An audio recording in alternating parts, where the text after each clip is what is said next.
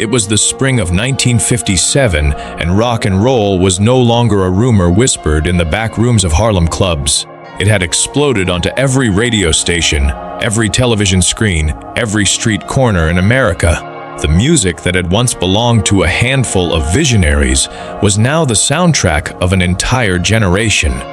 And at the center of that explosion stood two names that couldn't have been more different from each other.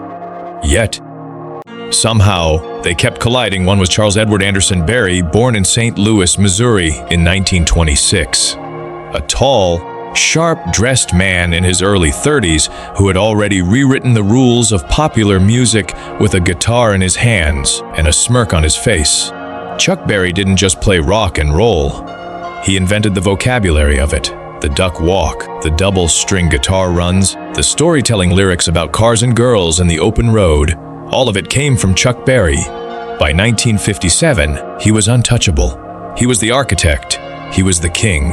The other was Franklin Joseph Lymon, born in Washington Heights, New York in 1942, a young man now in his mid-20s who had spent the last several years learning what it meant to carry the weight of extraordinary talent in an industry that didn't always know what to do with it. Frankie Lymon had been performing since he was practically a teenager, and the world had heard his voice and fallen in love. But by 1957, the industry was shifting. New faces were emerging, old hierarchies were being challenged, and Frankie Lymon, no longer the fresh new discovery, but not yet the established legend, was in that uncomfortable middle space where talent alone wasn't enough to hold your ground. What happened between these two men in 1957 was not a fist fight. It was not a shouting match in a hallway. It was something quieter and in some ways more dangerous. It was a sentence. A single sentence delivered by Chuck Berry at a press conference that rippled through the music industry like a stone dropped in still water. And the response to that sentence, not spoken, not argued, not defended, but performed, is one of the most quietly powerful stories in the entire history of rock and roll. To understand what happened, you have to understand what press conferences meant in 1957.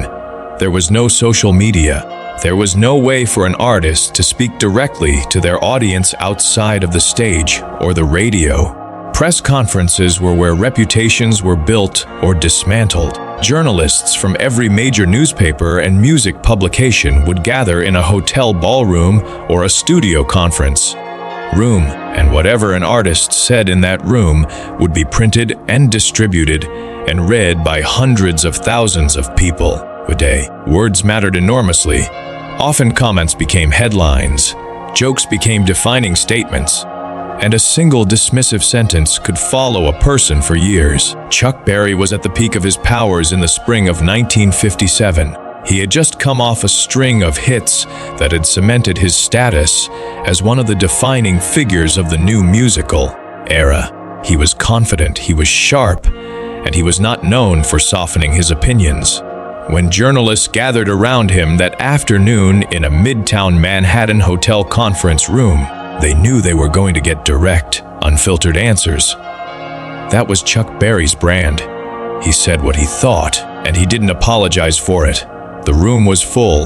Music journalists from across the country had come to hear Berry talk about his upcoming tour, his new recordings, and his thoughts on the current state of rock and roll. The questions came fast and covered a wide range of topics.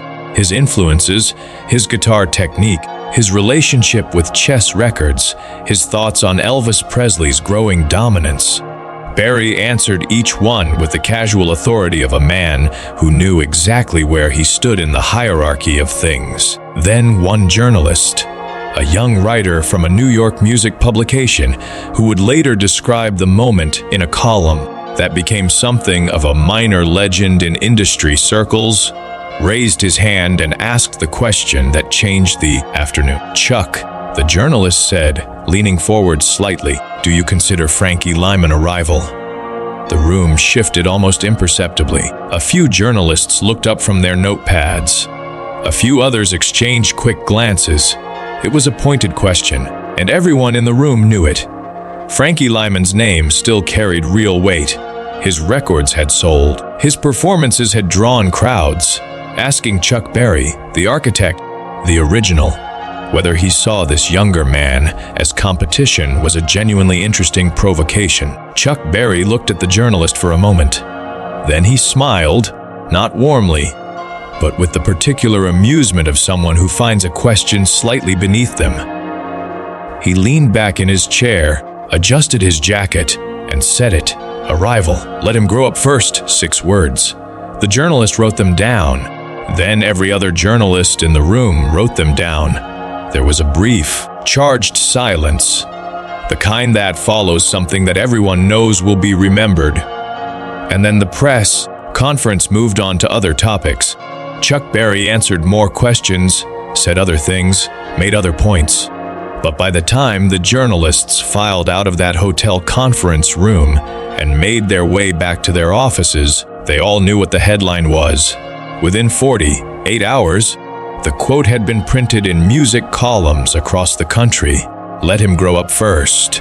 It appeared in the New York dailies. It appeared in the music trade publications that every label executive, every promoter, every booking agent read with their morning coffee. It traveled up and down the industry grapevine with the speed and precision of something people couldn't stop repeating because it was so perfectly constructed. 6 words that managed to simultaneously dismiss Frankie Lymon's current status, question his future, and position Chuck Berry as the elder statesman who couldn't be touched. It was not a vicious attack. It was something almost worse. It was condescension delivered with a smile. Frankie Lymon heard about the quote within a day of it being published. The people around him, his manager, his bandmates, the label contacts he dealt with regularly, they all saw it, and a few of them made sure he saw it too, in that particular way that people sometimes share bad news while pretending to be helpful. Frankie read the words. He didn't say anything for a long moment. The people in the room with him that day would later recall that his face didn't show anger. That was perhaps the most striking thing about his reaction. There was no flash of fury, no defensive protest, no wounded indignation. Frankie Lymon sat with those 6 words for a while, and then he put the newspaper down, and he went back to what he had been doing. He didn't call any journalists. He didn't issue any statement through his label. He didn't seek out Chuck Berry for a confrontation. He didn't tell anyone what he was planning to do, if he was planning anything at all. He simply went quiet on the subject in a way that was itself a kind of statement, while the music industry buzzed with speculation about whether he would respond, whether there would be a feud, whether the 2 men would eventually end up on the same stage, and whether that stage would survive the collision.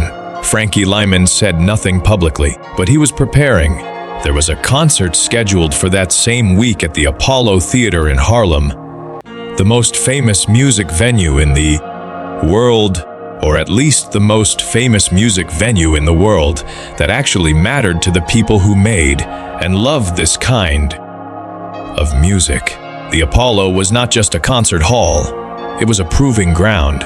It was the place where careers were confirmed or destroyed in real time, in front of an audience that had no patience for anything less than excellence and no mercy for artists who tried to coast on their reputation. Every great performer in the history of American popular music had stood on that stage and felt the weight of what it meant to truly earn an audience's love. Frankie Lymon was on the bill for that show. The night of the Apollo concert, the theater was packed. It always was in those days, but there was something extra in the air that evening. A charge that came from the fact that people in the industry knew about Chuck Berry's quote. And people in the neighborhood knew about it too, and everyone who filed into that beautiful old theater on 125th Street was carrying the awareness of it. Even if they didn't say so out loud, the Apollo audience was not a passive crowd. They were participants, they were judges, and they had read the papers. Frankie Lymon did not take the stage first. He was positioned in the show's lineup in a way that let the evening build. Other performers came on, did their sets, got their applause, cleared the stage. The audience warmed up, settled in, became the specific kind of collective consciousness that a great crowd becomes when it has been properly prepared. By the time Frankie Lymon walked to the wings of the stage and waited for his introduction, the Apollo was at the particular temperature that only a Harlem crowd on a perfect evening can reach. His name was announced. The applause that greeted him as he walked out onto that stage was not polite. It was not enthusiastic. It was the kind of applause that shakes the walls, that you feel in your chest before you hear it in your ears. The sound of a community claiming one of its own on a night when the whole world seemed to be watching and waiting to see what he would do.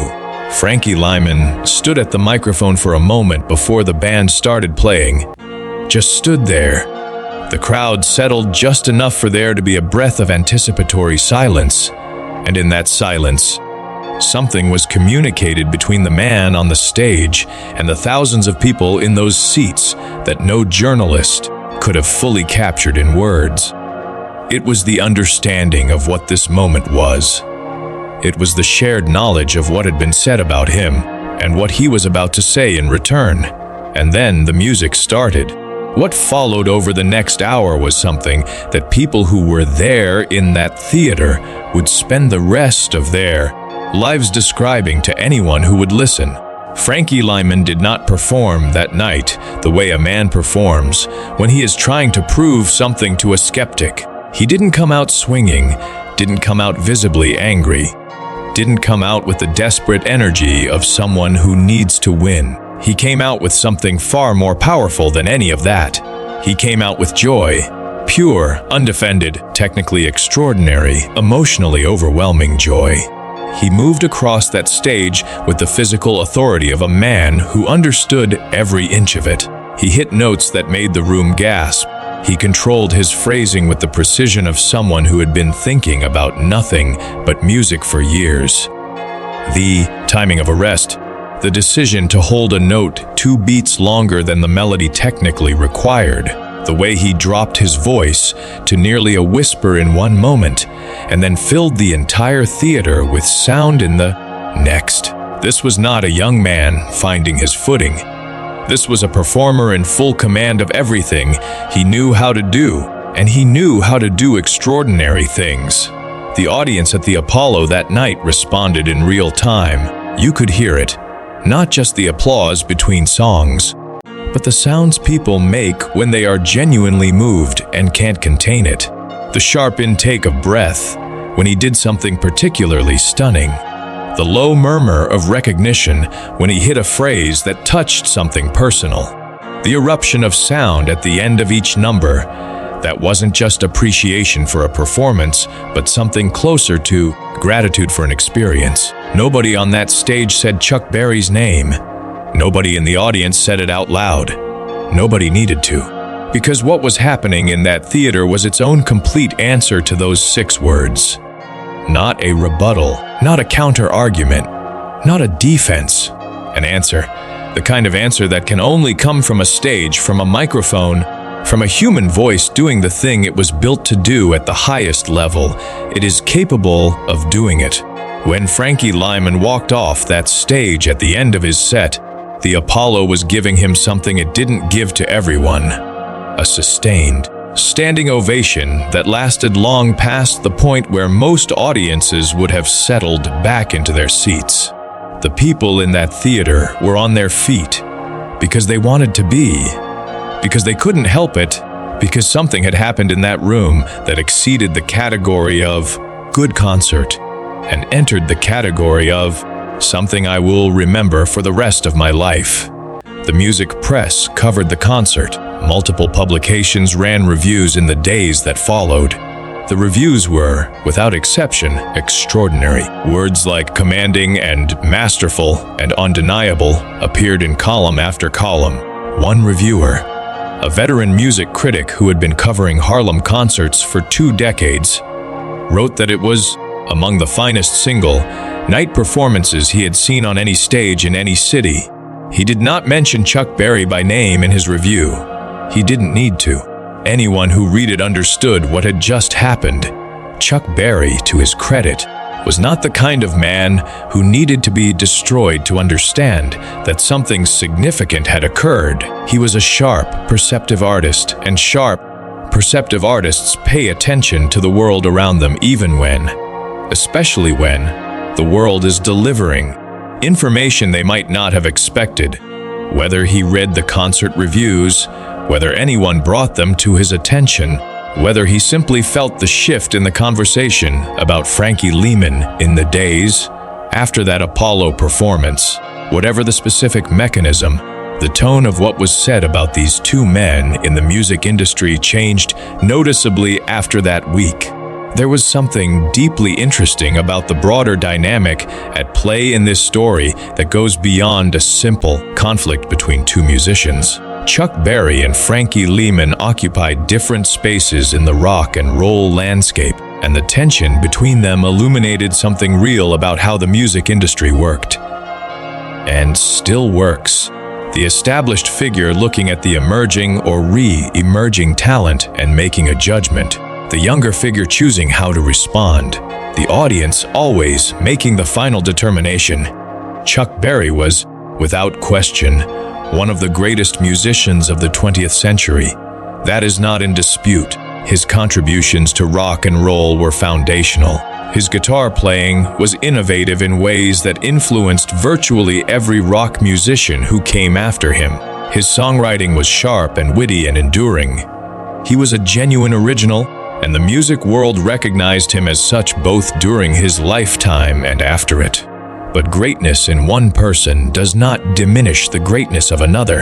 And the lesson of that spring week in 1957, if there is a lesson, and stories like this always seem to carry one, is that dismissal, no matter how casually or confidently delivered, has a way of backfiring when the person being dismissed refuses to accept the terms of the dismissal.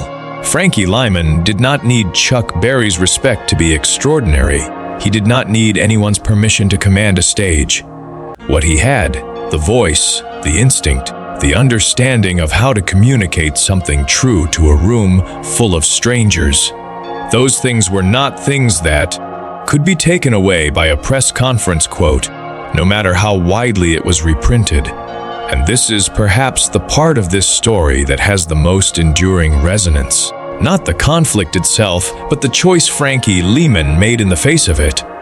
He could have chosen anger. He could have chosen public defense. He could have given interviews and made counter arguments and engaged in the kind of back and forth that generates headlines but rarely generates anything more lasting than headlines. He chose none of those things. He chose the stage. The stage is the only place where artists tell the absolute truth. In interviews, performers can be strategic. In press releases, labels can manage narratives. In social situations, people can be charming or defensive or evasive as the moment requires. But on a stage, in front of an audience that has paid money and given time and brought their full attention, on that stage, you cannot hide. You either have it or you don't. You either deliver or you don't. The audience knows. They always know. Frankie Lymon walked onto that Apollo stage knowing that the audience had read the papers, knowing that the question in the air was the same question that had been asked at the press conference a few days earlier, knowing that everything he was about to do would be seen through the lens of those 6 words. He walked out knowing all of that, and he played as if none of it mattered. Not because he was indifferent to it, but because he had found the place inside himself where the music was bigger than the conflict, where the performance was more important than the argument, where what he had to give to the audience in that room was more real than anything anyone had said about him in any hotel conference room anywhere. That is the kind of response that doesn't generate a single quotable headline. It generates something better. It generates a story that people tell each other for decades. A story that gets passed down through the music community, told by people who were there to people who weren't, who tell it to people younger than themselves. until eventually it becomes part of the texture of what it means to have been a certain kind of artist at a certain extraordinary moment in the history of American music. Chuck Berry went on to have one of the most celebrated careers in the history of rock and roll. His legacy is secure and immense and completely deserved. The things he created endure. The music he made still plays, still moves people, still reveals something true about human experience when you put it on a speaker in any room anywhere in the world. And Frankie Lymon had nights like that Apollo night. Nights when everything he had worked for and suffered for and refused to give up on came together into something that left a room of thousands of people standing on their feet and unable to stop applauding. Nights when the answer to every dismissal and every doubt was delivered in the only language that has ever really mattered between an artist and an audience. Not with words, not with arguments, with music, with the truth that only a performance can tell. 6 words were spoken at a press conference in Manhattan in the spring of 1957. The room that heard them numbered perhaps 30 people.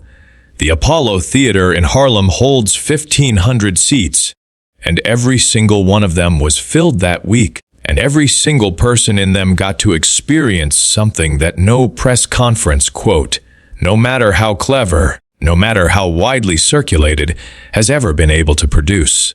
They got to experience a human being doing exactly what they were put on this earth to do, doing it with everything they had, and refusing, absolutely, completely, finally refusing, to be anything less than what they were. That is the story of what happened between Chuck Berry and Frankie Lymon in 1957. 2 remarkable men, 2 very different choices, and one night in Harlem that proved, as such nights always prove, that the last word in music is never spoken at a press conference. It is always sung on a stage, in front of people who came to hear the truth. If this story of resilience, performance, and the quiet power of letting your work speak moved you, please share it with someone who needs to hear that the best response to doubt is not an argument. It is excellence. Leave a comment below. Have you ever had a moment where you chose to respond not with words, but with action? And do not forget to subscribe for more stories about the legends who shaped music history and the moments that defined them.